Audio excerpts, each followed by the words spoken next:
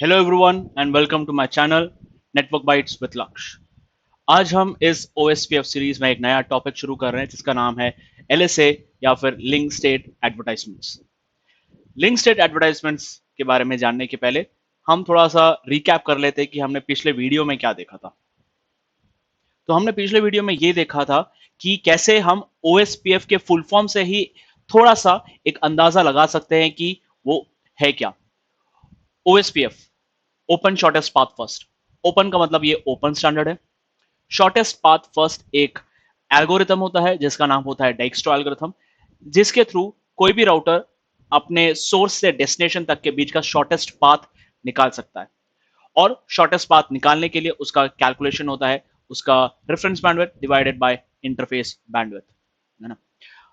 OSPF एक layer 3 protocol है। OSI layer model का एक क्लासलेस प्रोटोकॉल भी है। उसकी AD वैल्यू 110 है और वो एक मल्टीकास्ट एड्रेस 224.0.0.5 और 0.0.6 पे चलता है। 0.0.0.6 के बारे में आज हम जानेंगे। हमने ये भी देखा था कि एक लिंक स्टेट प्रोटोकॉल और एक डिस्टेंस वेक्टर प्रोटोकॉल में क्या अंतर होता है, और OSPF एक एरिया के हिसाब से काम करता है और वो एक ECMP इक्वल कॉस्ट मल्टीपाथिंग को भी सपोर्ट करता है। उसके बाद हमने ये देखा था कि क्यों एंटरप्राइज लेवल पर EIGRP को यूज किया जाता है और क्यों सर्विस प्रोवाइडर लेवल पर हमने OSPF को डिप्लॉय किया, ये भी हमने देखा था। उसके बाद हमने ये देखा था कि OSPF में कितने सारे नेटवर्क टाइप्स हैं। तो बेसिकली OSPF में 3 नेटवर्क टाइप्स होते हैं। एक होता है पॉइंट टू पॉइंट, जिसे सीरियल इंटरफेस पे डिप्लॉय किया जाता है, और दूसरा होता है ब्रॉडकास्ट जो ईथरनेट इंटरफेस पे होता है, और तीसरा होता है स्टब जो कि लूप बैक या फिर एक नेटवर्क इंटरफेस पे किया जाता है, एक नेटवर्क के लिए किया जाता है। ये भी हमने देखा था। उसके बाद हमने ये देखा था कि कैसे दो राउटर्स एक सीरियल इंटरफेस पे या फिर पॉइंट टू पॉइंट कनेक्टिविटी में कैसे OSPF एडजेसेंसी क्रिएट करते हैं। सबसे पहले हमने ये देखा था कि कैसे एक OSPF इनेबल किया जाता है एक पर्टिकुलर राउटर में, और कैसे एक राउटर अपना राउटर आईडी चूज करता है और राउटर आईडी चूज करने का क्या क्राइटेरिया होता है। उसके बाद हमने ये भी देखा था कि कैसे नेटवर्क स्टेटमेंट के थ्रू OSPF उन इंटरफेसेस के थ्रू जो नेटवर्क कमांड्स को सेटिस्फाई करते हैं, कैसे उसके थ्रू वो OSPF हेलो मैसेजेस भेजता है, ये भी हमने देखा था। उसके बाद हमने ये देखा था कि कितने डिफरेंट टाइप्स के OSPF स्टेट्स होते हैं और उनमें क्या क्या होता है। सबसे पहले आता है इनिट स्टेट, जिसमें बेसिकली दो राउटर्स अपना OSPF स्टार्ट करते हैं। फिर आता है टू वे, जिसमें बेसिकली OSPF नेबरशिप क्रिएट होता है, यहां पे डेटाबेस एक्सचेंज नहीं होता। उसके बाद आता है एक्स स्टार्ट स्टेट, जहां पे दोनों राउटर्स 3 पैरामीटर्स को नेगोशिएट करते हैं। पहला पैरामीटर ये होता है कि कौन मास्टर बनेगा और कौन स्लेव बनेगा। दूसरा DBD सीक्वेंस पे नेगोशिएशन होता है। तीसरा MTU पे नेगोशिएशन होता है।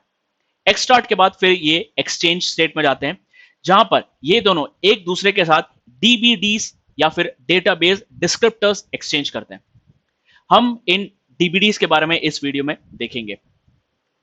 DBDs बेसिकली एक, जैसे कि उसका नाम है DBD डेटाबेस डिस्क्रिप्टर, बेसिकली एक पूरे बड़े से एक डेटाबेस का डिस्क्रिप्शन होता है जो बेसिकली हर राउटर एक्सचेंज स्टेट में एक दूसरे के साथ एक्सचेंज करता है।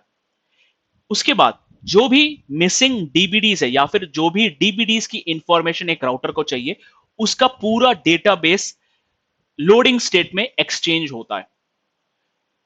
पूरा डेटाबेस एक्सचेंज होने के बाद दोनों राउटर्स फिर फुल स्टेट में जाते हैं, जहां पे वो दोनों एक OSPF एडजेसेंट राउटर्स कहलाते हैं। तो ये बेसिकली हमने पिछले वीडियो में देखा था, और इस वीडियो में हम देखेंगे कि LSAs या फिर लिंक स्टेट एडवर्टाइजमेंट्स क्या होते हैं और वो कैसे काम करते हैं। अब लिंक स्टेट एडवर्टाइजमेंट्स होता क्या है, तो जैसे कि मैं हमेशा फुल फॉर्म के को पहले समझाता हूं, तो यहां भी मैं पहले फुल फॉर्म को समझाता हूं। अब R1 के हिसाब से उसका लिंक स्टेट एडवर्टाइजमेंट या LSA होगा क्या। लिंक, तो R1 जितने भी लिंक्स के साथ कनेक्टेड है, इस डायग्राम के हिसाब से हम देखें तो R1 जो है वो एक लूप बैक, दूसरा लूप बैक, और ये तीसरा इंटरफेस, ये तीन लिंक्स के साथ R1 कनेक्टेड है। अब इन लिंक्स के स्टेट के बारे में जो R1 एडवर्टाइज करता है उसको हम बोलते हैं लिंक स्टेट एडवर्टाइजमेंट या LSA।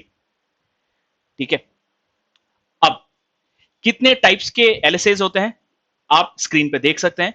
There are in total 8 types of LSAs starting from 1 up till 8। पहला होता है राउटर, दूसरा है नेटवर्क, तीसरा है summary LSA, fourth is summary ASBR LSA, fifth autonomous system external LSA, six multicast OSPF LSA, seventh not so stubby area LSA and eight is external attribute LSA for BGP। And इस class में हम सिर्फ LSA 1 और LSA 2 के बारे में जानेंगे। तो बेसिकली इस लिंक, मतलब अगर मैं छोटा सा हिंट दूं कि हर LSA में कोई भी LSA हो जाए, बेसिक इंफॉर्मेशन क्या होती है, तो यहां पर R1 क्या करेगा, ये लूप बैक और ये इंटरफेस, इसकी इंफॉर्मेशन कोई एक LSA के रूप में वो R2 को देगा और R2 उस LSA को अपने OSPF डेटाबेस में स्टोर कर लेगा। सिमिलरली R2 भी अपने लूप बैक और ये इंटरफेस की इंफॉर्मेशन R1 को देगा और R1 उस इंफॉर्मेशन को अपने डेटाबेस में स्टोर कर लेगा। और ये कैसे होता है, ये LSA के थ्रू होता है, लिंक स्टेट एडवर्टाइजमेंट्स के थ्रू होता है। तो चलिए चलते हैं पहले LSA पर, जिसको बोलते हैं टाइप 1 या फिर राउटर LSA। अब हर राउटर, OSPF में कोई भी राउटर आप ले लीजिए, हर राउटर अपना एक LSA क्रिएट करता है और वो होता है टाइप 1 या फिर राउटर LSA। कोई भी राउटर हो जाए, वो सीरियल इंटरफेस पे कनेक्टेड हो, ब्रॉडकास्ट इंटरफेस पे कनेक्टेड हो या फिर लूप बैक पे कनेक्टेड हो या फिर डिफरेंट एरियाज में हो, हर राउटर अपना एक राउटर LSA क्रिएट करता है, टाइप 1 LSA क्रिएट करता है। अब उस टाइप 1 LSA में होता क्या है, इस डायग्राम के हिसाब से हम देखें तो उस टाइप 1 LSA में R1 जो क्रिएट कर रहा है टाइप 1, उसमें क्या क्या होता है हम देखते हैं। सबसे पहला होता है लिंक आईडी, मतलब जो राउटर उस पर्टिकुलर टाइप 1 LSA को जनरेट कर रहा है उसकी राउटर आईडी। इस डायग्राम के हिसाब से R1 की राउटर आईडी है 1.1.2.1 क्योंकि वो हाईएस्ट लूपबैक इंटरफेस है। तो यहां पर जब R1 ये टाइप 1 LSA क्रिएट करेगा तो वो अपना राउटर आईडी डाल के क्रिएट करेगा। दूसरा है एडवर्टाइजिंग राउटर आईडी, वो भी होगा 1.1.2.1 क्योंकि R1 ही ये LSA को एडवर्टाइज कर रहा है। अब लिंक आईडी और एडवर्टाइजिंग राउटर आईडी दोनों अलग हो सकते हैं। कैसे, समझ लीजिए यहां पर R3 है, एक राउटर है और वो R1 के साथ कनेक्टेड है, R1 के साथ वो कनेक्टेड है। अब हमें पता है कि OSPF में हर राउटर जो है अपना डेटाबेस सबके साथ शेयर करता है और किसी का भी डेटाबेस आता है तो वो उसको आगे फॉरवर्ड भी करता है। तो R3 जब अपना LSA 1 R1 को शेयर करेगा, R1 उसको R2 को फॉरवर्ड कर देगा।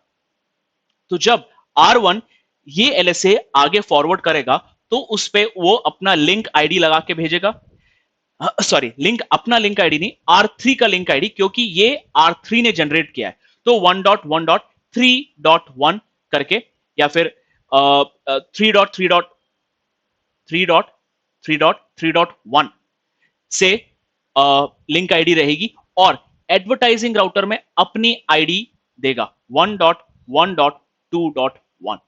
तो लिंक आईडी और एडवर्टाइजिंग राउटर आईडी में अंतर है।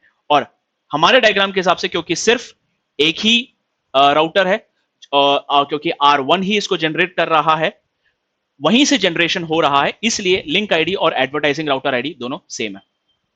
LSA एज, एज का मतलब यह होता है कि LSA को क्रिएट होकर कितना टाइम हो गया, और वो बेसिकली सेकेंड्स में होता है ना।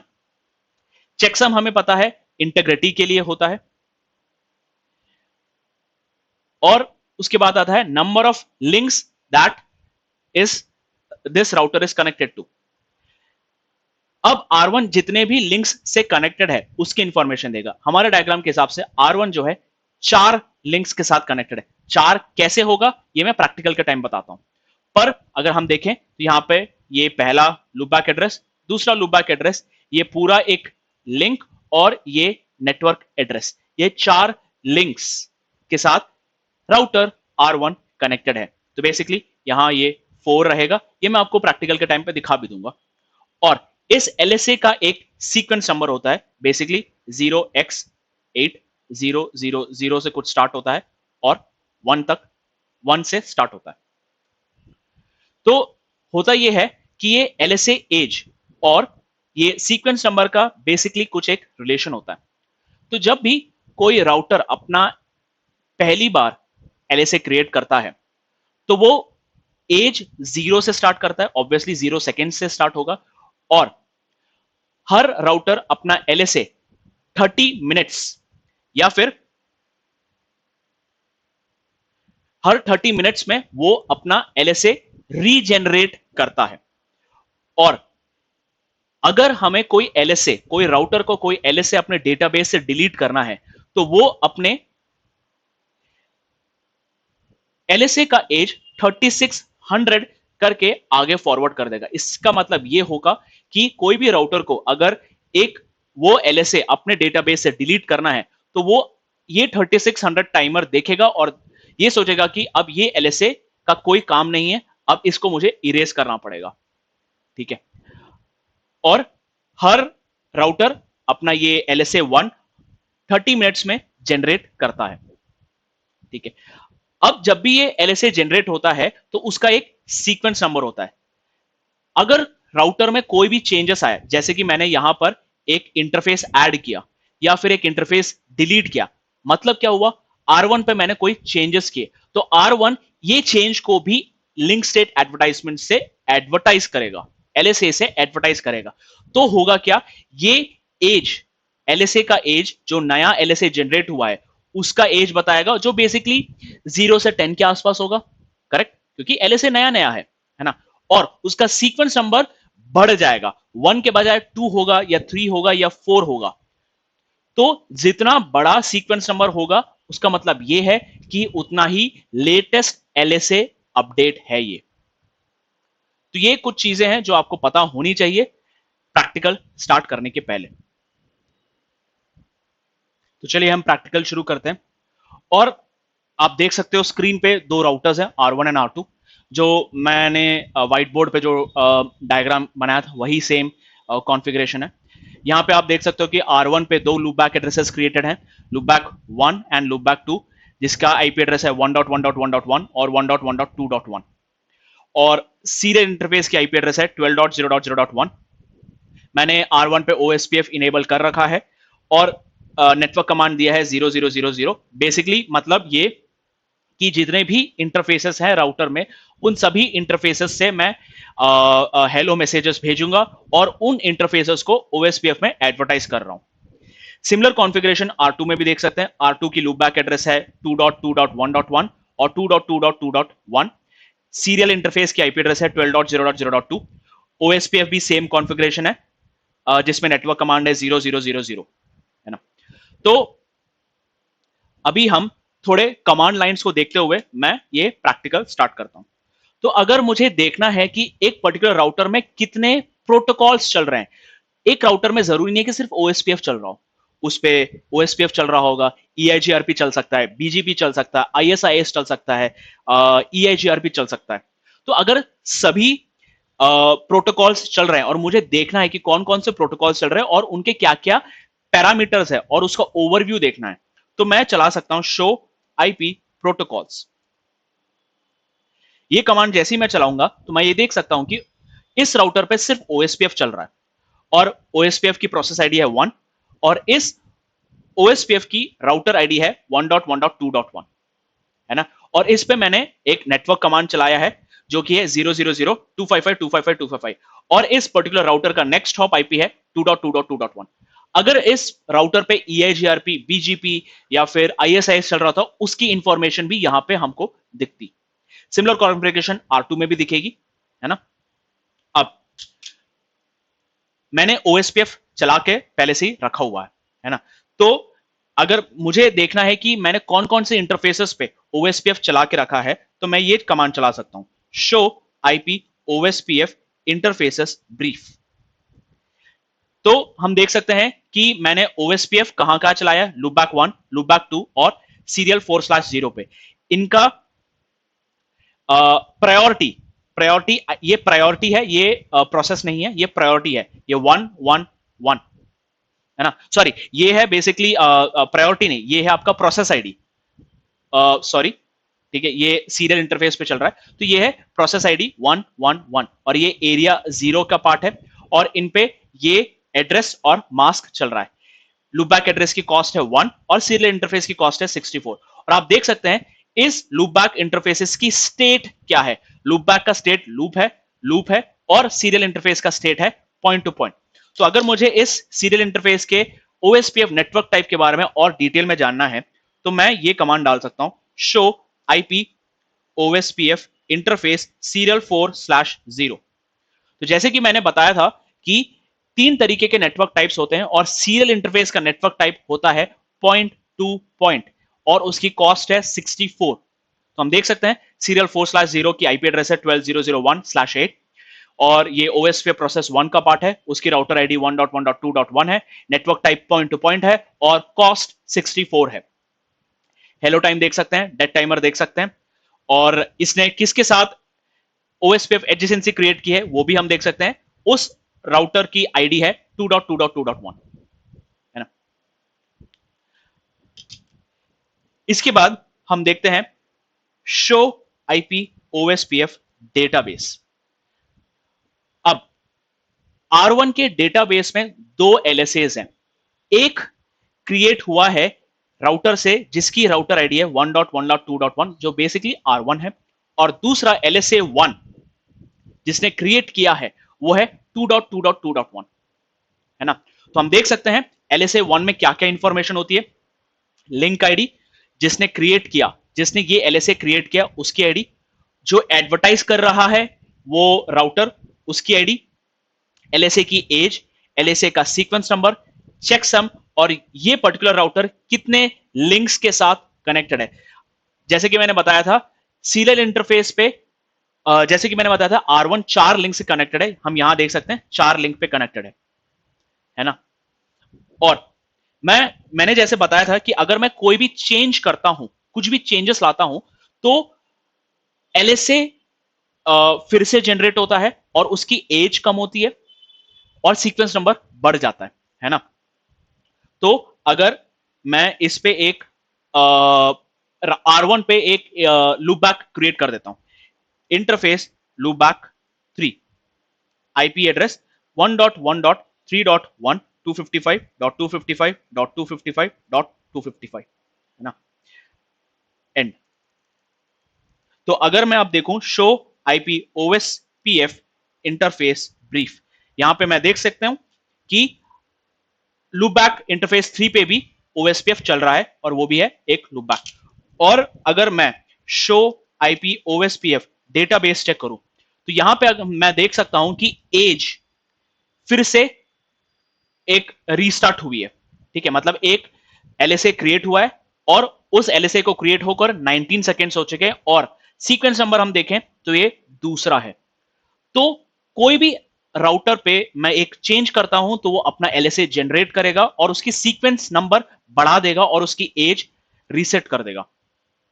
तो मैं अगर ये इंटरफेस को डिलीट कर दूं वापस, लूपबैक 3, नो इंटरफेस लूपबैक 3, तो ये भी एक चेंज है। फिर से अगर मैं देखूं शो आईपी ओएसपीएफ डेटाबेस, यहां पे वापस सीक्वेंस नंबर बढ़ गया और एज वापस 0 से स्टार्ट हुई और ये कहां तक जाता है, हर 30 मिनट्स में यही सेम LSA वापस दोनों राउटर्स जनरेट करेंगे। अगर नहीं करते हैं तो ये LSA 3600 सेकेंड्स तक जाएगा, उसके बाद ये LSA डिलीट हो जाएगा। और ये कब होता है, अगर मैंने कोई चेंजेस किए, तो चेंज करने पे कोई भी राउटर उस पर्टिकुलर इंफॉर्मेशन की LSA की एज बढ़ा के भेजता है, 3600 करके भेजता है ताकि दूसरे राउटर को लगे कि अब इसकी ये वाले एलएसए की इंफॉर्मेशन को डिलीट करना है। तो 3600 होता है मैक्सिमम एलएसए एज।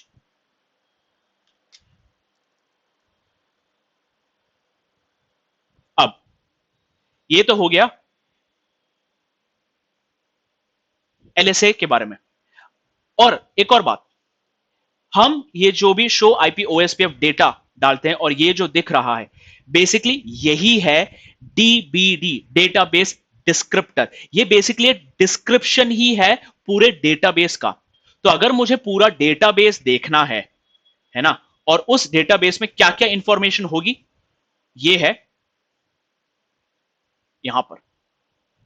उस जब मैं एक डेटाबेस पूरा ओपन करूंगा तो उसमें क्या क्या इंफॉर्मेशन होगी, उसमें यह इंफॉर्मेशन होगी कि वो राउटर कितने लिंक्स के साथ कनेक्टेड है और उन लिंक्स पे क्या क्या नेटवर्क चल रहा है और उन नेटवर्क्स को पहुंचने की इस राउटर की कॉस्ट क्या है, नेबर उस उन नेटवर्क्स के थ्रू कौन सा नेबर मैं पहुंच सकता हूं और मेरा इंटरफेस आईपी क्या है।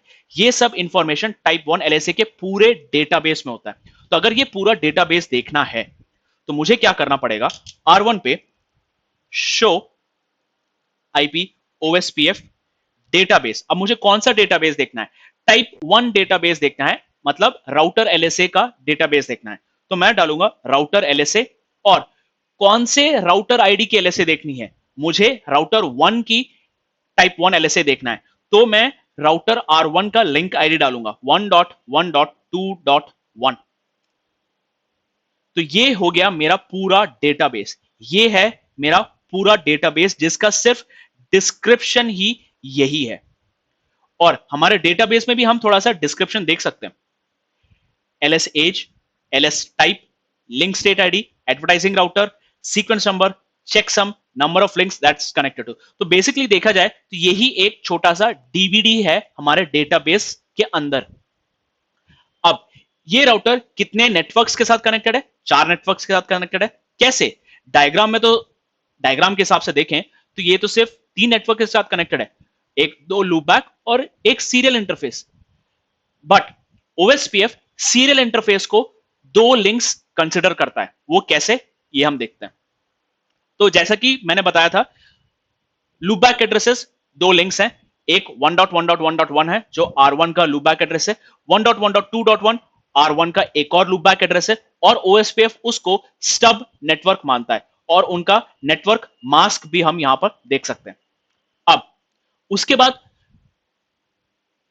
राउटर एलएसए ये बोलता है कि ये वाला सीरियल इंटरफेस जो है एक दूसरे राउटर के साथ कनेक्टेड है।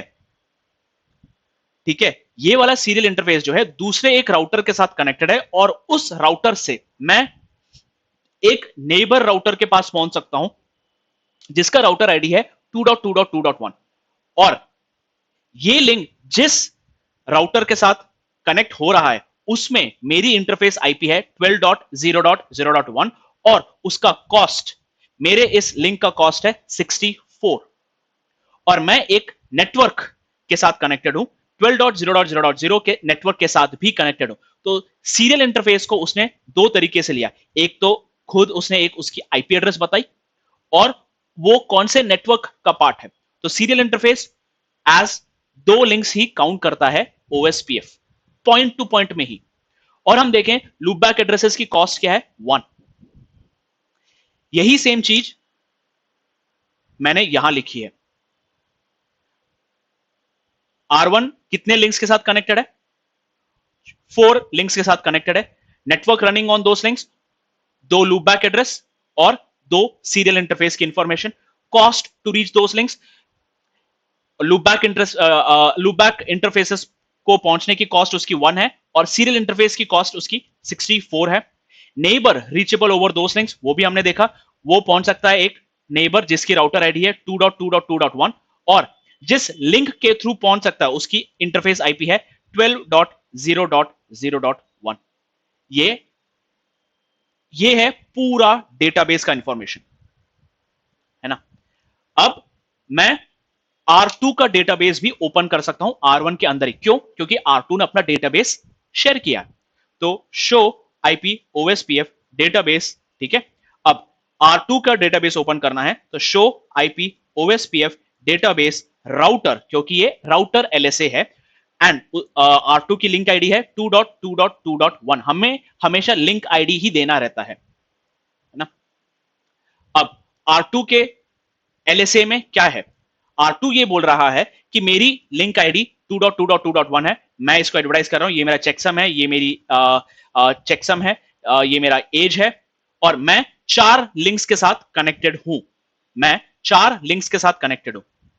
तो मतलब वो ये बोल रहा है कि मैं 2.2.1.1 के साथ कनेक्टेड हूं और मेरी कॉस्ट इन लिंक्स को पहुंचने की है 1। मैं 2.2.2.1 के साथ भी कनेक्टेड हूं, मेरी कॉस्ट इधर पहुंचने की 1 है, और मैं एक ऐसे लिंक के साथ कनेक्टेड हूं जिसमें मैं एक नेबरिंग राउटर को पहुंच सकता हूं जो कि है 1.1.2.1, और मेरी इंटरफेस आईपी है 12.0.0.2, और इस लिंक की कॉस्ट है 64। मेरी कॉस्ट इस लिंक को पहुंचने की है 64, और मैं एक और नेटवर्क के साथ कनेक्टेड हूं जो कि है 12.0.0.0 और उसकी कॉस्ट है 64, है ना। तो अब R1 R2 के लूप बैक्स को पहुंचने का कॉस्ट कैसे निकालेगा, ठीक है। तो show IP OSPF rib routing information base अगर मैं ओपन करता हूं तो हम देख सकते हैं उसने लिखा है 2.2.1.1 और 2.2.2.1 को पहुंचने के लिए उसकी कॉस्ट है 65, और वो पहुंच सकता है 12.0.0.2 के थ्रू। ये R1 को कैसे पता पड़ा, क्योंकि R2 ने उसके डेटाबेस में यही लिखा है कि वो एक दूसरे राउटर के साथ कनेक्टेड है जिसकी राउटर आईडी 1.1.2.1 है।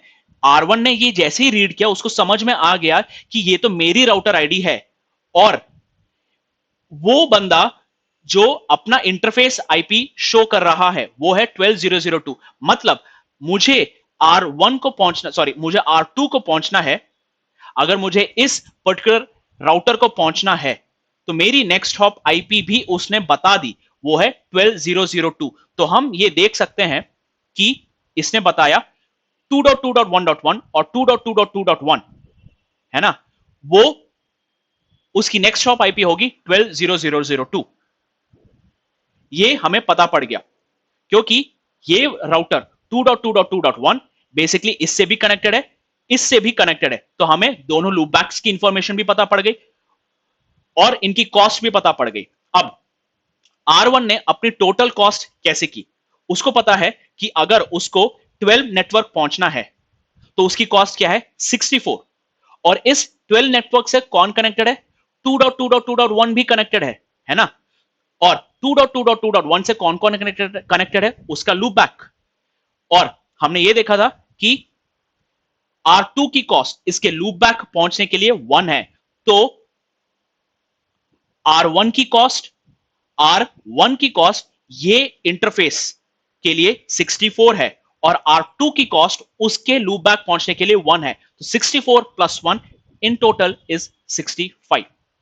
और ये सेम चीज हम शो आईपी राउट में देखेंगे, तो हम ये देख सकते हैं कि R1 की कॉस्ट, R1 अपने राउटिंग टेबल में ये बोल रहा है कि लूपबैक्स को पहुंचने के लिए उसकी कॉस्ट है 65, और ये है ओएसपीएफ की administrative value, administrative distance value, और वो पहुंच सकता है 12.0.0.2 एज अ नेक्स्ट हॉप के थ्रू, है ना। तो ऐसे ओएसपीएफ राउटर अपना डेटाबेस बनाता है एलएसए वंस के थ्रू, और ये कैलकुलेट करता है कि कैसे दूसरे राउटर पहुंचने की उसकी कॉस्ट क्या है। यही सेम चीज हम R2 पे भी देख सकते हैं। R2 पे भी शो आईपी ओएसपीएफ डेटाबेस अगर मैं करूं तो R2 के पास भी उसकी खुद की एलएसए भी है, R1 से रिसीव हुई एलएसए भी है, और हम अगर ये डेटाबेस ओपन करें राउटर 1.1.2.1, एग्जैक्टली सेम डेटाबेस ही रहेगा, जो R1 ने भेजा वही सेम R2 के पास है, और R2 के पास उसकी खुद की डेटाबेस तो है ही, और इस डेटाबेस के थ्रू वो अपनी कॉस्ट कैलकुलेट करता है R1 के लूप बैक्स पहुंचने के लिए। उसकी कॉस्ट R1 के लूप बैक्स पहुंचने के लिए क्या होगी 65। सेम सिनेरियो, सीरियल इंटरफेस की कॉस्ट क्या है 64, R1 की कॉस्ट क्या है उसकी लूप बैक इंटरफेस पहुंचने की के लिए 1, 64 प्लस 1 65, सो यहां पे वो दिखाए। और ये 12001 कैसे पता पड़ा उसको? क्योंकि R1 ने ही बताया कि भाई मैं एक राउटर से कनेक्टेड हूं जिसकी लिंक आईडी है 2.2.2.1 और मेरी इंटरफेस जिसके थ्रू मैं इस राउटर को पहुंच सकता हूं वो है 12001। तो R1 R1 ने खुद की इंटरफेस आईपी भी बता दी, तो मतलब R2 के लिए ये इंटरफेस आईपी उसकी नेक्स्ट हॉप आईपी बन गई।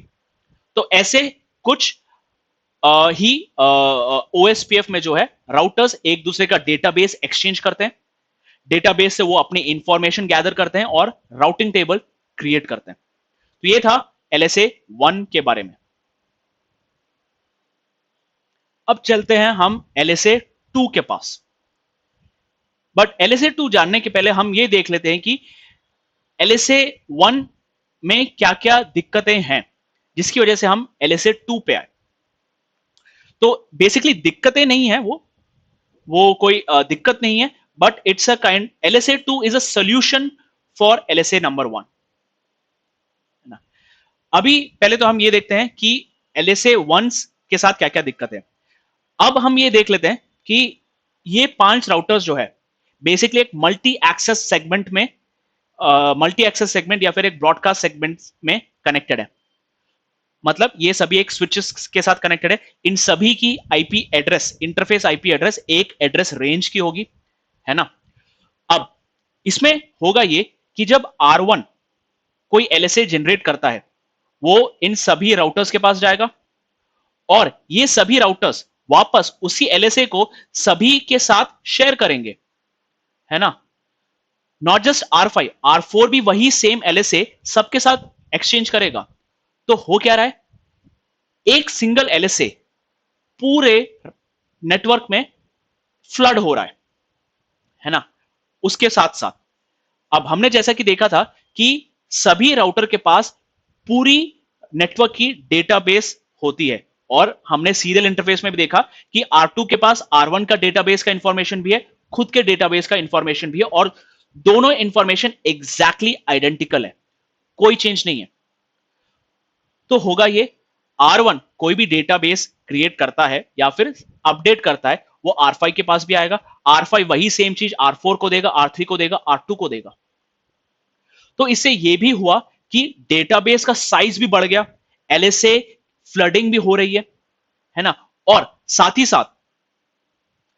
ही साथ हुआ ये कि R1 को अगर ये डेटाबेस सबके साथ शेयर करना है तो R1 को 4 राउटर्स के साथ एडजेसेंसी क्रिएट करनी पड़ेगी और यहां पर 5 राउटर्स हैं। तो होगा ये कि 5 राउटर्स को 4 एडजेसेंसीज क्रिएट करनी पड़ेगी। तो इन टोटल 20 एडजेसेंसीज यहां पे क्रिएट हो रही है, ठीक है। तो इस प्रॉब्लम को सॉल्व करने के लिए हमने ये सोचा कि हम एक नया LSA क्रिएट करेंगे जिसका नाम होगा LSA 2 या फिर नेटवर्क LSA या फिर उसको बोलते हैं हम नेटवर्क LSA, है ना। अब नेटवर्क LSA में होता यह है कि नेटवर्क LSA क्रिएट कैसे होता है वो पहले हम देखते हैं। अब इसको देखने के पहले हम एक एग्जाम्पल पे चलते हैं, क्लासरूम। तो बचपन में हम जब क्लास में होते थे तो हमेशा एक क्लास मॉनिटर होता था, है ना। अब वो क्लास मॉनिटर का रोल ये होता था कि सबसे पहले तो वो क्लास को मॉनिटर करता था, है ना।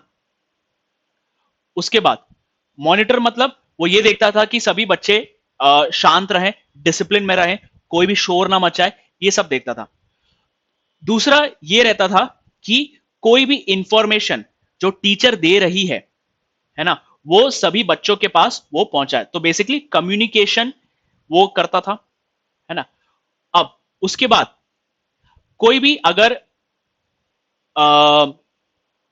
चेंजेस आते हैं, ठीक है, बच्चों में कुछ चेंजेस आते हैं, जैसे कि कोई बच्चा जो है बदमाशी कर रहा है, कोई बच्चा जो है एक दूसरे से बात कर रहा है, तो उसकी खबर भी लेके रखता है और वो टीचर को पहुंचाता है। तो क्या हुआ, ये तो मॉनिटरिंग का ही पार्ट हो गया। उसके बाद अगर ये बच्चे को इस बच्चे के साथ बात करना है तो क्या होगा, सबसे पहले ये बच्ची जो है वो ये क्लास मॉनिटर के साथ परमिशन लेगी। उसके बाद क्लास मॉनिटर जब ये परमिशन दे देगा तो ये दोनों बच्चे एक दूसरे के साथ बात कर सकते हैं या फिर बुक्स शेयर कर सकते हैं, कुछ भी कर सकते हैं, है ना। उसके बाद होगा ये कि कुछ भी इंफॉर्मेशन अगर ये बच्चे को टीचर के साथ शेयर करना है तो वो क्या करेगा, वो पहले ये बोलेगा अपने मॉनिटर को कि मुझे ये इंफॉर्मेशन टीचर को देना है। जब तक मॉनिटर ये अलाउ नहीं करता, क्लास मॉनिटर ये चीज अलाउ नहीं करता, ये बच्ची टीचर के साथ डायरेक्टली बात नहीं कर सकती। ऐसे कुछ कुछ रूल्स भी होते हैं, बहुत सारे स्कूल्स में होते भी हैं। सिमिलर कंसेप्ट के साथ हमने यहां पे ओएसपीएफ में ये कंसेप्ट लेके आए एलएसए 2 में। अब इस एलएसए 2 को पहले जानने के पहले ये कैसे जनरेट होता है, कौन जनरेट करता है, ये जानने के पहले हम ये देख लेते हैं कि ओएसपीएफ में क्लास मॉनिटर का रोल कौन करता है। वो बेसिकली एक डीआर राउटर या फिर उसको हम बोलते हैं डेजिग्नेटेड राउटर। डेजिग्नेटेड राउटर ये होता है ना। अब डेजिग्नेटेड राउटर का काम ये होता है कि वो सभी राउटर्स के साथ एडजेसेंसी क्रिएट करता है। एडजेसेंसी मतलब उसकी स्टेट फुल होती है, सभी राउटर्स के साथ उसकी स्टेट फुल होती है। बाकी जो भी राउटर्स है जो डीआर नहीं है वो सब एक दूसरे के साथ टू वे नेबरशिप मेंटेन करते हैं। मतलब ये हुआ, कोई भी राउटर्स एक दूसरे के साथ डेटाबेस शेयर नहीं करेगा, वो डेटाबेस सिर्फ और सिर्फ डीआर या फिर डेजिग्नेटेड राउटर के साथ ही शेयर करेगा। तो इसे हुआ क्या, एलएसए मैसेजेस कम हो गए, डेटाबेस का साइज कम हो गया। डेटाबेस का साइज तो कम नहीं हुआ बट डेटाबेस की फ्लडिंग कम हो गई और ओएसपीएफ की एडजेसेंसी कम हो गई। क्यों, क्योंकि सभी राउटर सिर्फ एक राउटर के साथ एडजेसेंसी क्रिएट कर रहे हैं, वो है डीआर। अब हमने क्या किया, अगर ये राउटर डीआर राउटर फेल हो गया तो भाई फिर कौन डेटाबेस मैनेज करके रखेगा, क्योंकि सभी राउटर्स ने डीआर के साथ डेटाबेस एक्सचेंज किया है, तो पूरे नेटवर्क की डेटाबेस की इंफॉर्मेशन सिर्फ डीआर के पास है। और अगर डीआर फेल हो गया तो कुछ तो होना चाहिए बैकअप में, इसीलिए हमने एक बैकअप डेजिग्नेटेड राउटर भी क्रिएट किया। बैकअप डेजिग्नेटेड राउटर भी सभी राउटर्स के साथ R5 समझ लेते हैं, बैकअप डेजिग्नेटेड राउटर है, तो R5 के साथ मतलब डीआर और बीडीआर के साथ सभी routers adjacency full state create करके रखेंगे एक दूसरे के साथ। जो डीआर नहीं है या फिर जो बीडीआर नहीं है वो राउटर्स एक दूसरे के साथ टू वे स्टेट या फिर टू वे नेबरशिप मेंटेन करेंगे। अब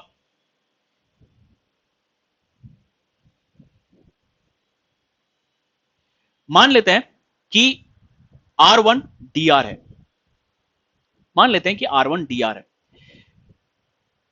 तो R1 कोई भी इंफॉर्मेशन जब भेजेगा या फिर R1 के पास किसी को भी इंफॉर्मेशन भेजना है, कोई भी राउटर हो, R2 R3 R4 R5 कोई भी राउटर हो, उनको अगर DR के साथ कम्युनिकेशन करना है तो वो 224.0.0.5 पर नहीं भेज सकते। क्यों, क्योंकि अगर 224.0.0.5 पे अगर उन्होंने कोई भी अपडेट भेजा वो तो सभी राउटर के पास पहुंच जाएगा, तो वापस से हमारा ये पहला प्रॉब्लम क्रिएट हो गया। इस वजह से हमने एक नया मल्टीकास्ट एड्रेस क्रिएट किया जिसको हम बोलते हैं 224.0.0.6। इस मल्टीकास्ट एड्रेस पे सभी राउटर्स मैसेज अपडेट करते हैं और ये सिर्फ और सिर्फ डीआर ही लिसन कर सकता है। इस मल्टीकास्ट मैसेजेस के इंफॉर्मेशन को सिर्फ और सिर्फ डीआर ही लिसन कर सकता है। और डीआर जब कोई भी इंफॉर्मेशन भेजेगा किसी भी राउटर, सभी राउटर्स में या फिर एक नेटवर्क में, ओएसपीएफ नेटवर्क में, जब डीआर कोई भी इंफॉर्मेशन भेजता है तो वो 224.0.0.5 पे भेजेगा, क्योंकि वो चाहता है सभी के पास ये इंफॉर्मेशन पहुंचे। बट कोई भी राउटर जब इंफॉर्मेशन भेजेगा जो डीआर नहीं है वो 224.0.0.6 पे भेजता है और डीआर उसको .5 पे रिस्पॉन्ड करता है डीआर और बीडीआर का भी कुछ एक इलेक्शन क्राइटेरिया होता है। हमारे क्लास में ये होता था कि जो अच्छा पढ़ता है, जो रैंक नंबर 1 लाता है या रैंक नंबर 2 लाता है, वो क्लास मॉनिटर बन जाता है, और उसके बाद वाला जो सेकंड रैंक वाला जो है असिस्टेंट क्लास मॉनिटर हो जाता है। ये क्राइटेरिया था। या फिर कोई भी टीचर का फेवरेट होता है, वो बन जाता था। और कभी कभार तो ये भी होता था कि हर डिफरेंट सब्जेक्ट के लिए एक क्लास मॉनिटर होता था। क्यों? क्योंकि हर सब्जेक्ट टीचर का तो अलग अलग फेवरेट होता होगा। जरूरी तो नहीं है ना हर क्लास टीचर, हर सब्जेक्ट टीचर का रैंक नंबर 1 ही फेवरेट हो, ऐसा तो हो नहीं सकता, है ना। सिमिलरली, जैसे कि हमारा एक क्राइटेरिया होता है, टीचर्स का एक क्राइटेरिया होता है क्लास मॉनिटर चूज करने का, कि वो अच्छा पढ़ रहा हो, या फिर वो उसको बच्चे संभालने की एक स्किल हो, मैनेज क्लास मैनेज करने की स्किल हो। सिमिलर कुछ क्राइटेरियाज होते हैं डीआर और बीडीआर के लिए भी। तो अगर हम देखें डीआर और बीडीआर की इलेक्शन क्राइटेरिया ये होती है कि जो भी राउटर की प्रायोरिटी सबसे ज्यादा होगी वो बन जाएगा आपका डीआर। और बाय डिफॉल्ट हर राउटर की प्रायोरिटी 1 होती है। बाय डिफॉल्ट ये 1 होता है ना। अब बाय डिफॉल्ट अगर 1 है तो नेक्स्ट टाई ब्रेकर क्या हुआ? जो भी राउटर की राउटर आईडी सबसे ज्यादा है, हाईएस्ट राउटर आईडी, वो बन जाता है DR. Second highest router ID बन जाता है बीडीआर। ये स्टेप बेसिकली जो है थियोरेटिकली, या फिर हमने जो हमेशा से पढ़ते आ रहे हैं उस हिसाब से ये सही है। हमेशा सबसे पहले डीआर इलेक्ट होता है, उसके बाद बीडीआर इलेक्ट होता है। बट प्रैक्टिकली, और आप अगर सीसीआई के बुक्स में भी देखो तो उसमें यह लिखा गया है कि डीआर सबसे पहले इलेक्ट नहीं होता, सबसे पहले बीडीआर इलेक्ट होता है। उसका प्रोसेस हम देखते हैं। तो होता यह है कि कोई भी राउटर जब सबसे पहले पावर ऑन होता है ब्रॉडकास्ट सेगमेंट में, हाँ, और यह भी ध्यान रखिए कि डीआर और बीडीआर इलेक्शन हमेशा एक ब्रॉडकास्ट नेटवर्क पे ही होगा, मतलब उसका नेटवर्क टाइप ब्रॉडकास्ट होना चाहिए। Serial interface point two point पे कभी भी डीआर बीडीआर इलेक्शन नहीं होगा। हमेशा एक फास्ट इथरनेट इंटरफेस पे डीआर बीडीआर इलेक्शन होगा। इवन अगर सिर्फ और सिर्फ 2 राउटर्स कनेक्टेड है, जैसे कि यहां पे ये R1 है और ये R2 है, ये दोनों फास्ट इथरनेट के थ्रू ही कनेक्टेड हैं, तब भी इनके बीच में डीआर बीडीआर इलेक्शन होगा, भले ही ये पॉइंट टू पॉइंट है। क्यों? क्योंकि एक R1 है और दूसरा R2 है, ये सिर्फ 2 ही राउटर है, बट क्योंकि इनका इंटरफेस इथरनेट है तो डीआर बीडीआर इलेक्शन होगा। सीरियल इंटरफेस पे डीआर बीडीआर इलेक्शन नहीं होता है। अब होता यह है कि कोई भी राउटर जब पहली बार पावर ऑन होता है ब्रॉडकास्ट सेगमेंट में, वो क्या है, अपने डीआर और बीडीआर के लिए राउटर आईडी चूज करता है और वो कर देता है 0.0.0.0 as a DR router ID and a BDR router ID. फिर नेक्स्ट स्टेप, चलो हम मान लेते हैं कि ये पांचों राउटर्स को मैंने साथ में पावर ऑन किया, तो सभी राउटर्स ने अपनी डीआर और बीडीआर के राउटर आईडी 000 करके रख लिया। उसके बाद ये सभी एक दूसरे से अपना हेलो मैसेज जब एक्सचेंज करते हैं तो डीआर बीडीआर की इंफॉर्मेशन भेजते हैं। उसमें सबसे पहले ये देखते हैं कि भाई कोई बीडीआर है क्या। इन्होंने देखा कि कोई बीडीआर है ही नहीं, तो सबसे पहले बीडीआर का इलेक्शन होता है, और सेम क्राइटेरिया, जिसकी भी हाईएस्ट राउटर आईडी है वो बन जाता है बीडीआर। और हमारे इस डायग्राम के हिसाब से हाईएस्ट राउटर आईडी R5 की है, क्योंकि उसका लूपबैक एड्रेस है 5555, तो ये बन जाएगा बीडीआर। बीडीआर इलेक्ट हो गया। उसके बाद ये लोग देखते हैं कि कौन डीआर है, देखा कि कोई डीआर है ही नहीं, तो होता यह है कि R5, क्योंकि वो करंट बीडीआर है, वो बन जाता है डीआर। अब R5 डीआर बन गया, फिर होती है वापस बीडीआर की इलेक्शन, जिसमें वापस सेकंड हाईएस्ट राउटर आईडी बन जाता है बीडीआर, और इस डायग्राम के हिसाब से वो है R4, क्योंकि उसकी राउटर आईडी है 4.4.4.4। तो ऐसे होता है डीआर और बीडीआर का इलेक्शन। देखा जाए तो यही कह सकते हैं, इनडायरेक्टली यही बोल सकते हैं कि भाई डीआर की राउटर आईडी सबसे हाईएस्ट होती है, बीडीआर की राउटर आईडी सब सेकंड हाईएस्ट होती है। बट हमेशा याद रखिए सबसे पहले बीडीआर चूज होता है, बीडीआर बनता है डीआर, फिर वापस बीडीआर का इलेक्शन होता है। यह है एक्चुअल प्रोसेस डीआर और बीडीआर के इलेक्शन का। तो इसको हम प्रैक्टिकली अभी हम देखेंगे। तो यहां पे देख सकते हैं कि R1, R2, R3, R4, R5 है। ये एक मल्टी एक्सेस सेगमेंट 10.0.0.4 स्लैश 24 10.0.0.0/24 के पार्ट है। R1 की आईपी एड्रेस है 10.0.0.1, R2 की .2, R3 की .3, R4 की .4 और R5 की .5 है। आप लूपबैक एड्रेसेस भी देख सकते हैं।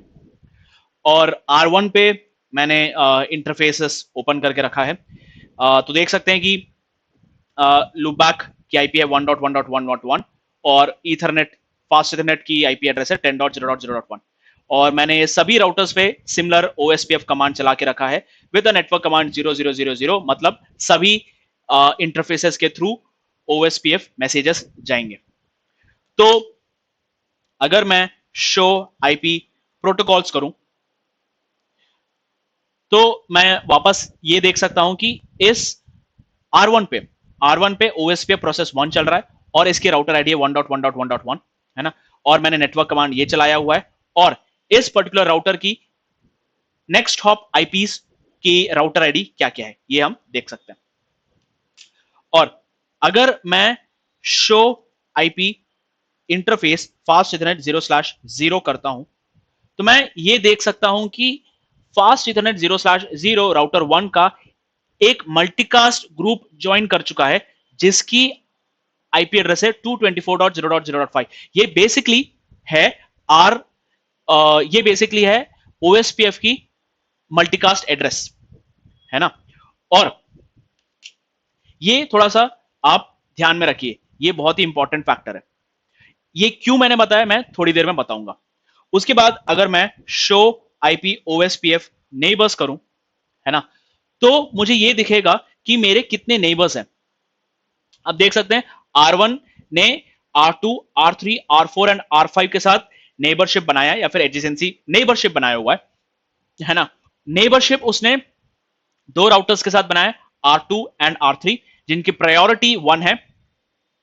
अगर आपने नोटिस किया हो सीरियल इंटरफेस पे ये प्रायोरिटी नहीं दिखा रहा था, ये दिखा रहा था पिड प्रोसेस आईडी और एरिया दिखा रहा था। यहां पे पिड नहीं दिखा रहा ना ही एरिया दिखा रहा है ना। तो ये है प्रायोरिटी और ये राउटर्स के साथ इसने 2 वे स्टेट में नेबरशिप बना के रखी है और R2 और R3 दोनों DR अदर हैं।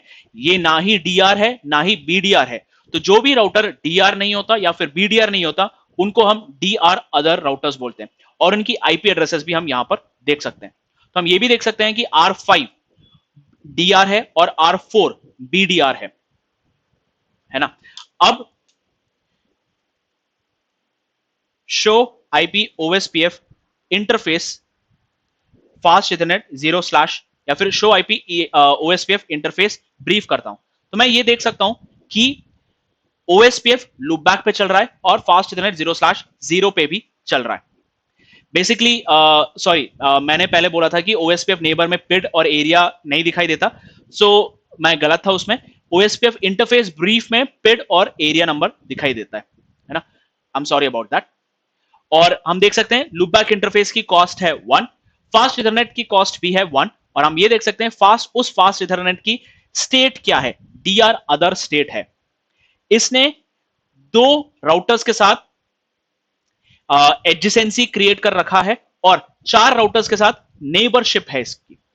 तो हम ये देख सकते हैं कि R1 ने R2, R3, R4, R5 के साथ 4 राउटर्स के साथ नेबरशिप क्रिएट किए, बट उन 4 राउटर्स में से सिर्फ 2 राउटर्स के साथ उसने एडजेसेंसी क्रिएट किया हुआ है। तो 2 राउटर एडजेसेंट है बट 4 राउटर्स उसके नेबर्स हैं। तो अगर मुझे show IP OSPF interface fast Ethernet 0/0 के बारे में देखना है तो मैं ये देख सकता हूं कि इस इंटरफेस का नेटवर्क टाइप है ब्रॉडकास्ट और उसकी कॉस्ट है 1, ठीक है। और मैं ये भी देख सकता हूं कि उसके राउटर आईडी है 1.1.1.1 इस पर्टिकुलर राउटर की और उसकी प्रोसेस आईडी है 1। और हम ये भी देख सकते हैं कि इस ब्रॉडकास्ट सेगमेंट में डेजिग्नेटेड राउटर की राउटर आईडी है 5555 और उसका इंटरफेस आईपी है 10.0.0.5 और इस ब्रॉडकास्ट सेगमेंट में BDR है 4444 और उसकी इंटरफेस आईपी है 10.0.0.4। हेलो टाइमर देख सकते हैं, डेड टाइमर देख सकते हैं। हम ये भी देख सकते हैं कि नेबर काउंट है 4 और एडजेसेंसी काउंट है 2, जो कि हमने देखा था। और इसने किसके साथ एडजेसेंसी क्रिएट कर रखा है? डीआर और बीडीआर के साथ। तो हमने ये देखा। अब R1 पे मैं शो आईपी ओएसपीएफ डेटाबेस करता हूं, तो मैं ये देख सकता हूं कि R1 के पास 5 LSA 1 आए हैं। जैसे कि मैंने बताया था, हर राउटर अपना LSA 1 क्रिएट करता है। तो सभी routers R1, R2, R3, R4, R5 सभी ने अपना LSA क्रिएट किया है, तो हम ये देख सकते हैं। और R5 ने अकेले ने एक LSA 2 क्रिएट किया है, LSA नंबर 2, जिसका नाम है नेटवर्क LSA, टाइप 2 LSA उसने क्रिएट किया है। तो मैं अभी R1 पे R1 की ही LSA ओपन करता हूं, show IP OSPF database router, क्योंकि ये टाइप 1 LSA है और उसकी लिंक आईडी है 1.1.1.1। तो मैं जैसे ये ओपन करता हूं तो मैं ये देख सकता हूं कि R1 दो लिंक्स के साथ कनेक्टेड है। एक है उसका लूपबैक एड्रेस, जो कि है स्टब नेटवर्क ओएसपीएफ के हिसाब से, और उसका सबनेट मास्क है /32, और राउटर 1 की इस लूपबैक के पहुंचने की कॉस्ट है 1। एंड R1 या फिर राउटर 1 जो है एक ट्रांसिट नेटवर्क या फिर एक मल्टी एक्सेस सेगमेंट से कनेक्टेड है, ठीक है, और उसकी कॉस्ट इस मल्टी एक्सेस सेगमेंट की पहुंचने की 1 है। और इस मल्टी एक्सेस सेगमेंट में डेजिग्नेटेड राउटर की एड्रेस है 10.0.0.5 और R1 की आईपी एड्रेस है 10.0.0.1। सो मैं R1 पे ही बैठे बैठे R2 का LSA भी ओपन कर सकता हूं।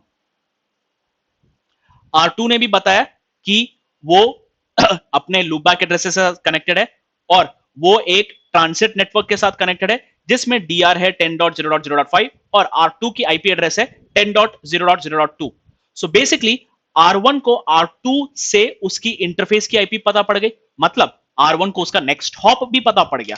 सिमिलरली R3 ने भी यही बोला होगा कि 3.3.3.3 R3 को R3 की इंटरफेस आईपी है 10.0.0.3, R4 की आईपी क्या होगी 10.0.0.4, 4.4.4.4, 10.0.0.4। ऐसे ही सभी राउटर्स ने अपनी इंटरफेस आईपी भी बता के रखी है, तो जिससे अगर मैं राउटिंग टेबल देखूं, शो आईपी राउट करूं, तो R1 को पता है कि R2 पहुंचने के लिए उसके नेक्स्ट हॉप आईपी क्या है, R3 पहुंचने के लिए क्या है, R4 और R5 पहुंचने के लिए उसकी नेक्स्ट हॉप आईपी क्या है। क्यों? क्योंकि इन सभी ने अपने LSA 1 में ये इंफॉर्मेशन शेयर करके रखा है।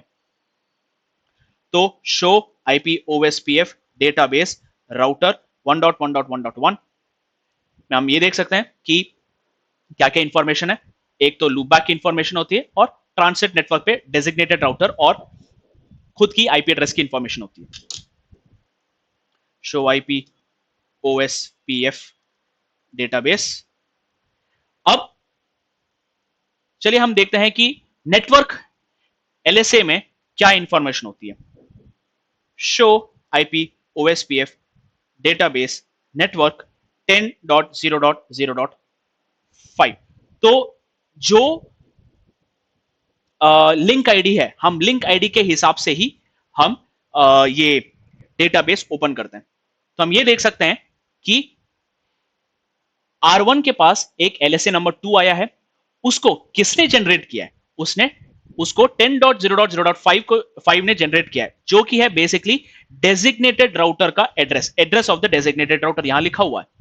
और इसको कौन एडवर्टाइज कर रहा है? 555 एडवर्टाइज कर रहा है। तो हम ये देख सकते हैं कि 10.0.0.5 का नेटवर्क मास्क क्या है /24। इससे ये LSA जब सभी राउटर्स के पास जाता है तो उनको ये पता पड़ जाता है कि भाई DR का एड्रेस क्या है 10.0.0.5 और उसका एड्रेस मास्क है /24। मतलब इससे नेटवर्क मास्क भी पता पड़ गया, उसकी आईपी भी पता पड़ गई और एड्रेस मास्क के हिसाब से सभी आईपी एड्रेस रेंज की इंफॉर्मेशन भी पता पड़ गई, है ना। अब ये DR कौन कौन से राउटर्स के साथ कनेक्टेड है, उनकी राउटर आईडी है ना, 5555 1 2 3 एंड 4। तो LSA 2 में ये इंफॉर्मेशन पता पड़ती है। अब मैं ये दिखाता हूं कि LSA नंबर 2 कब जनरेट होता है। ये तो LSA हो गया, मैंने ये भी बताया था कि जब भी कोई राउटर कुछ भी चेंजेस करता है एलएसए नंबर 1 जनरेट करता है, बट एलएसए नंबर 2 कब जनरेट होता है, क्योंकि ये तो सिर्फ डीआर कर रहा है, बट ये जनरेट कब होता है। तो उसके लिए मैं वायर शार्क ऑन कर लूं, 2 मिनट दीजिए बस, हम वायर शार्क ऑन करेंगे।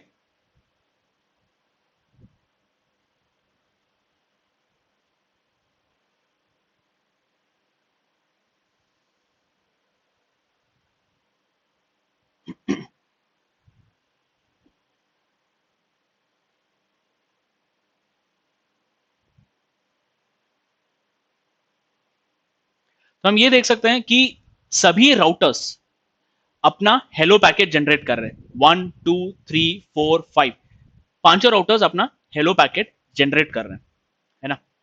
अभी अगर मुझे देखना है कि ये एलएसए नंबर 2 कब जनरेट होगा, तो बेसिकली जब भी कोई राउटर डीआर बनता है वो तब अपना एलएसए 2 जनरेट करेगा, है ना। मतलब हमारे इस डायग्राम के हिसाब से R5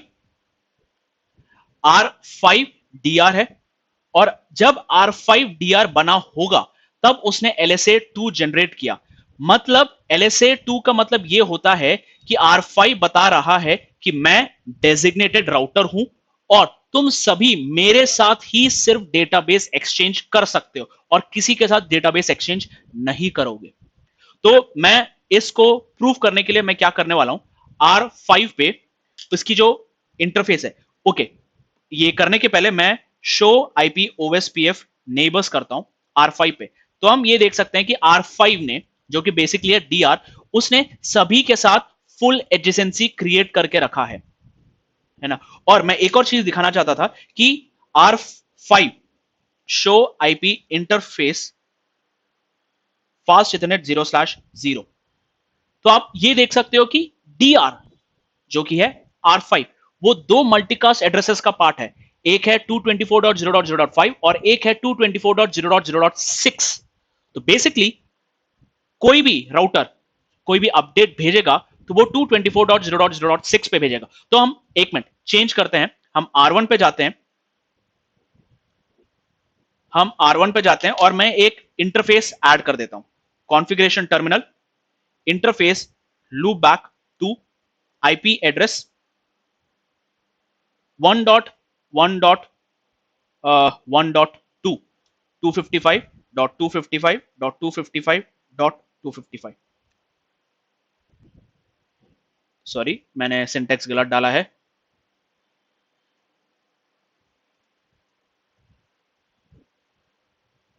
तो हम ये देखेंगे कि R1 ने, यहां पे हम देख सकते हैं कि R1 ने,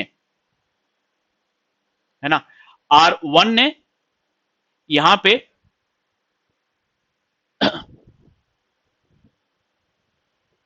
अपडेट भेजा, और उसने किस पे भेजा, 224.0.0.6 पे भेजा, ठीक है। और इसको हम मैं अगर ओपन करूं तो उसने LSA 1 जनरेट किया, है ना। और उस LSA 1 में उसने एक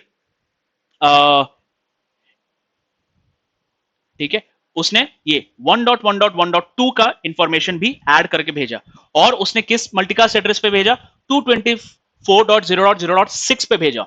ये बेसिकली R5 को रिसीव हुआ है, R5 ने ये सेम अपडेट उसने बाकी सभी राउटर्स को भेजा, बाकी सभी राउटर्स ने डीआर के इस अपडेट को एक्नॉलेजमेंट दिया। तो देख सकते हो जब सभी राउटर्स ने एक्नॉलेजमेंट दिया तो उन्होंने 6 पे भेजा है, वो बेसिकली डीआर को एक्नॉलेज कर रहे हैं, डॉट डॉट 6 पे एक्नॉलेज कर रहा है ना।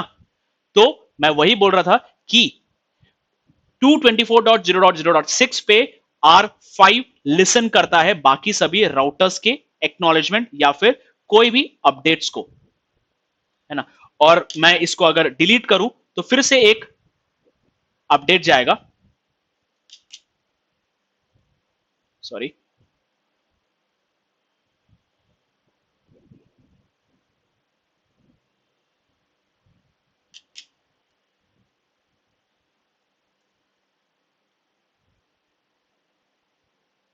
नो इंटरफेस लुक बैक 2 कर देता हूं मैं।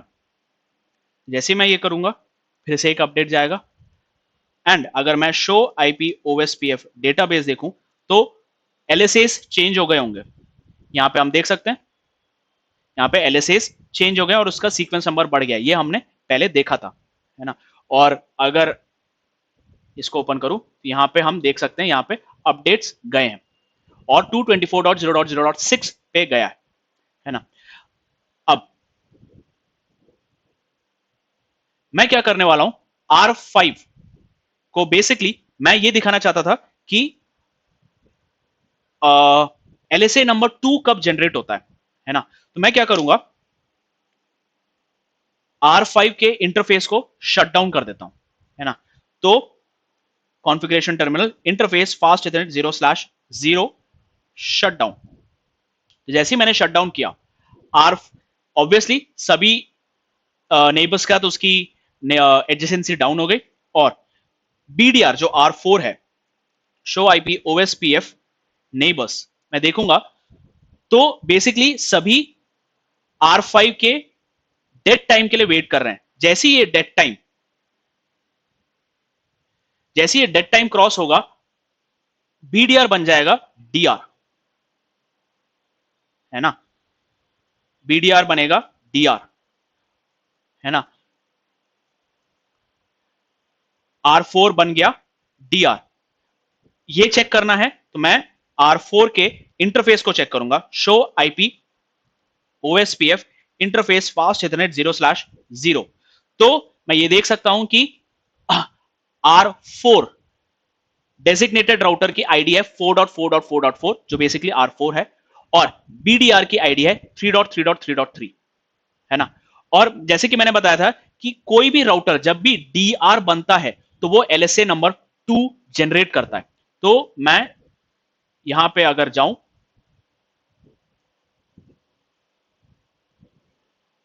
तो डीआर कौन बना, R4, है ना।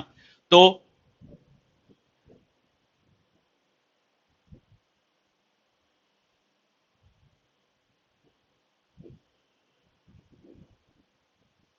यहां पे R4 जैसे ही डीआर बना, है ना, उसने एलएसए नंबर 2 जनरेट किया, ये बोलते हुए कि भाई मैं अब डीआर बन गया हूं, तुम लोगों को मेरे साथ अब डेटाबेस एक्सचेंज करना पड़ेगा। तो उसके बाद हम देख सकते हैं कि इतने सारे अपडेट्स गए हैं, एक्नॉलेजमेंट्स गए हैं, किसके पास, डीआर के पास, है ना। ये सब डेटाबेस एक्सचेंज हो रहे हैं और कितने कम समय में ये सब हुआ है। डीआर मतलब R4 ने अपने आप को डीआर डिक्लेयर किया, डीआर जैसे डिक्लेयर किया उसने एलएसए नंबर 2 जनरेट किया, है ना। बीडीआर कभी एलएसए नंबर 2 जनरेट नहीं करता, हमेशा डीआर ही करेगा। और वो कब करेगा, जब वो डीआर बनता है। बेसिकली ये बताने के लिए कि मैं डीआर बन गया हूं और तुम सभी को मेरे साथ डेटाबेस एक्सचेंज करना पड़ेगा। तो अगर मैं ये देखूं,